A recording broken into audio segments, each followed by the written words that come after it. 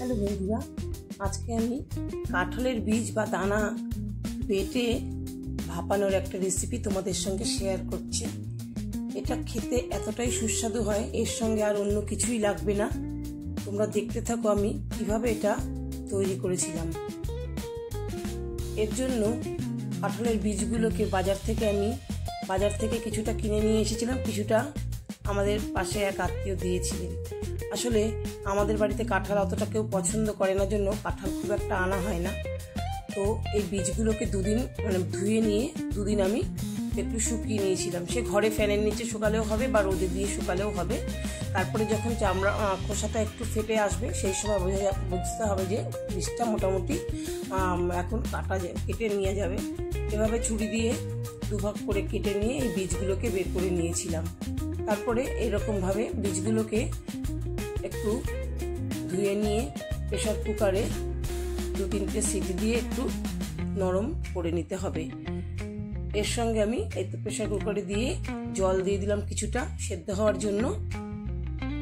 এবার আমি 1/2 চামচ মতন নুন এর সঙ্গে মিশিয়ে দিলাম, তাহলে মোটামুটি ভালোভাবে সেদ্ধ হয়ে যাবে।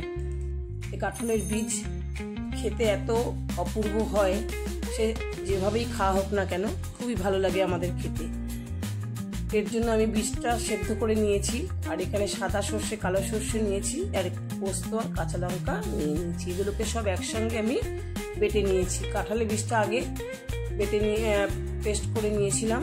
একটু দানা দানা থাকলে পরেও অসুবিধে নেই, একেবারে স্মুথ পেস্ট না হলেও হবে। একটু সামান্য জল দিয়ে, কারণ বীজটা তো পুরো শুকনো, একটু জল দিয়ে পেস্ট করে নিয়েছিলাম। তারপরে আমি সর্ষে আর পোস্তটাও আলাদা আলাদাভাবেই আমি পেস্ট করেছি। এখানে আমি পোস্তটা পেস্ট করেছি, এর সঙ্গে কাঁচা লঙ্কাও দিয়েছিলাম। পেস্ট করে নিয়ে এবার মিক্সিং জারটা একটু ধুয়ে সেই জলটাও নিয়ে নিয়েছিলাম, যার জন্য একটু পাতলা লাগছে।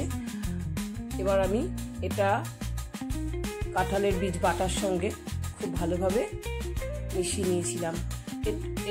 এরপরে আমি সর্ষে বাটাটাও অল্প অল্প করে এর মধ্যে মিশিয়ে দিয়েছিলাম। মিশিয়ে খুব সুন্দরভাবে একটা পেস্ট মতন তৈরি করে নিয়েছিলাম, কারণ এটা আমি এবার টিফিন বক্সে ভাপাবো। এবার আগে আমি বীজ সেদ্ধ করার সময় 1/2 চামচ নুন দিয়েছিলাম, তাই এখন 1/2 চামচ নুন আর একটু দিয়ে দিলাম, আর একটু হলুদ দিলাম, আর একটু কালারের জন্য একটু কাশ্মীরি লঙ্কার গুঁড়ো দিয়েছিলাম। এবার এটাকে খুব ভালোভাবে মিশিয়ে নিয়ে এবার কাঁচা সর্ষের তেল এর মধ্যে 2 চামচ মতন, সর্ষের তেল খুব বেশি তেল এর মধ্যে লাগেও না, 2 চামচ সর্ষের তেল এর মধ্যে মিশিয়ে দিয়ে এটাকেও ভালোভাবে মিক্স করে নিয়েছিলাম। বন্ধুরা, তোমাদের যদি এই ভিডিওটা ভালো লাগে তাহলে অবশ্যই লাইক দিও, আর কমেন্ট আর শেয়ার তোমরা করতে ভুলো না। আর নতুন যদি কেউ দেখে থাকো চ্যানেলে, তাহলে অবশ্যই সাবস্ক্রাইব করে বেল বাটনটা ক্লিক করবে, তাহলে আমার যে কোনো ভিডিও আমি দিলে পরেই তোমাদের কাছে প্রথমেই পৌঁছে যাবে। এবার টিফিন বক্সটা আমি খুব ভালোভাবে তেল দিয়ে ভেতরটা মাখিয়ে নিলাম, নিয়ে এবং বাটাটা আমি টিফিন বক্সের মধ্যে দিয়ে দিলাম। এবার ভালো পেস্টটাকে পুরো টিফিন বক্সের মধ্যে দিয়ে আমি অনেকটাই তৈরি করেছিলাম, যা 2-3 জনকে আমি এটা খাইয়েছিলাম। প্রত্যেকেই প্রশংসা করেছে, এতটাই ভালো হয়েছিল। আর এর মধ্যে আমি 1/2 চামচ মতন আর একটু তেল দিয়ে, একটু কাঁচা লঙ্কা উপরে দিয়ে, আমি কড়াইতে একটু জল যখন গরম হয়ে গেছে সেই অবস্থায় টিফিন বক্সটাকে বসিয়ে দিয়েছিলাম।